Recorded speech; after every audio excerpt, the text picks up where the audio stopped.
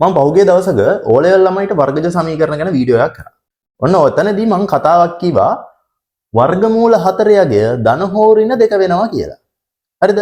ඒ වෙලාවේ මම සරලව O level ළමයිට අවශ්‍ය විදිහට තමයි මේ උත්තරේ එතනදී කීවේ. නැතුව ඒක මහා ලොකුවට මේ O level ළමයිට ඊට වඩා විස්තර කරන්න අවශ්‍ය නැහැ. හැබැයි එතන පොඩි ගැටලුවක් ඇති වෙලා තියෙනවා. ඉතින් ඒ හින්දා මම මේක ගැන වැඩිදුර විස්තරයක් කරන්න තමයි මේ වීඩියෝ එක අරගෙන එන්නේ. පොඩ්ඩක් පැහැදිලි කරලා දෙන්න මොකක්ද මෙතන වෙන්නේ කියන එක. අපි O level මට්ටමින් එහාට ගියපුවම සලකනවා බිඳුව හැර සංඛ්‍යාවක වර්ගමූලයේ අගය වෙන්නේ ධන වර්ගමූලය හෙවත් ප්‍රධාන වර්ගමූලය. මේක තමයි හරි කතාව කියලා සලකනවා. මේක O level මට්ටමින් එහාට ළමෙක් දැනගත්තොත් ඇති. ඉතින් තව කෙනෙක්ට එන්න පුළුවන් ප්‍රශ්නයක් ඍණ දෙකේ වර්ගයක් ධන 4යි ධන දෙකේ වර්ගයක් ධන 4යි. එහෙනම් 4 වර්ගමූලය ධන 2 හෝ ඍණ 2 කියන අවස්ථා දෙකම ගන්න පුළුවන්. ඔව් ඒක සංකල්පයක් විදිහට හරි. O level මට්ටමේ ළමයිට තමයි මම ඒක පැහැදිලි කරේ. එතකොට සංකල්පයේ වශයෙන් ඒකේ වැරද්දක් නැහැ.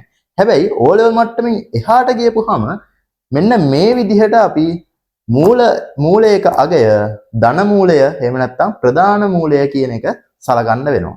ඇයි මෙහෙම ගන්නෙ? හේතුවක් තියෙන්න බෑ. ළමයි උඹලා යම් දෙයක් මොකක් හරි දෙයක් ඉගෙන ගන්න එපා. ඒක වෙන්න හේතුව දන්නේ නැතුව. ඇයි මෙහෙම වුනේ? ඇයි ඒක එහෙම ගත්තේ කියන හේතුවත් එක්ක ඉගෙන ගන්න පුරුදු වෙන්න. මම හැම වෙලාවෙම කියන කතාවක් තමයි ඒක.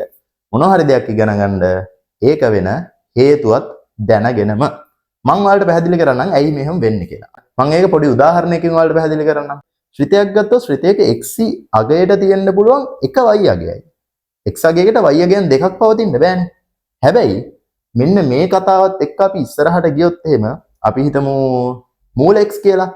මූල x ට අගයන් දෙකක් පවතිනවා ඍණ අගයකුයි ධන අගයකුයි. ඉතින් අපිට එතනදී තමයි ඔය ගැටලුව එන්නේ. ඔන්න ඔය ගැටලුව ඉස්සරහට එන එක මගහැරවා ගන්න තමයි ගණිතඥයෝ මෙන්න මේ විදිහට සම්මුතියක් ප්‍රකාශ කරලා තියෙන්නේ. සම්මුතියකට ඇවිල්ලා තියෙන්නේ. බිඳුව හැර සංඛ්‍යාවක වර්ගමූලය ධන වර්ගමූලය හෙවත් ප්‍රධාන වර්ගමූලය කියන එක සලකන්න ඕනේ කියලා. එහෙනම් ළමයි ඔයාලා ඔලුවට දාගන්න ඕනේ කතාව මෙච්චරයි.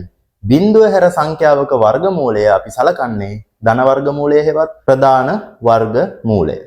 ඕක තමයි කතාව. ඉතින් වර්ගජ සමීකරණ 2020 මේ පසුගිය විභාග ප්‍රශ්න ගණන් දෙක මම සාකච්ඡා කරලා දාලා තියෙනවා වීඩියෝ එකක්. මම දෙල් ලින්ක් එක දාන්නම්. ඉතින් මේ වීඩියෝ එක බලන්න ගිහිල්ලා ඔයා මේ පාර ලියන එක නැත්නම් ඔයාට ඒක ගොඩක් වැදගත් වෙයි. එතනදී මම සරලව වර්ග පූර්ණය හා සමීකරණයේ භාවිතයෙන් කොහොමද වර්ග සමීකරණයක් සුළු කරන්නේ කියන කතා සෙට් එකම පැහැදිලි කරලා ඒ ගණන් දෙක සාකච්ඡා කරනවා. ඉතින් එහෙනම් මම හිතනවා මේ කතාව වලට පැහැදිලි වෙන්න ඇති කියලා. දෙයක් ඉගෙන ගද්දී ඒක වෙන්න හේතුව දැනගෙන ඉගෙන ගන්න. එහෙනම් මාන්සිලා වැඩ කරනවාට ජය වේවා.